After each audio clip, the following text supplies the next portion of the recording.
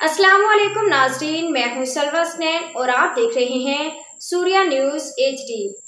आइए नजर डालते हैं आज की अहम खबरों पर। जख्मबाद रिपोर्ट जफर इमरानी कौमी शहरा अल फारूक पेट्रोल पंप के करीब 3 नामालूम मुसल्लह मुलजमान ने सईद टालानी नामी नौजवान से मोटरसाइकिल 15,000 नकदी और एक मोबाइल फोन छीनकर बासानी से फरार हो गए।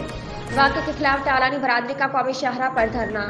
इस मौके पर मुजाहिरीन ने बोल न्यूज़ को बताया कि कौमी शहरा अल फारूक पेट्रोल पंप के करीब 3 नामालूम मोटरसाइकिल सवार मुसल्लह डकैत ने असला के जोर पर हमारे नौजवान सईद टालानी से मोटरसाइकिल समेत 15,000 की नकदी और मोबाइल फोन छीनकर बासानी से फरार हो गए।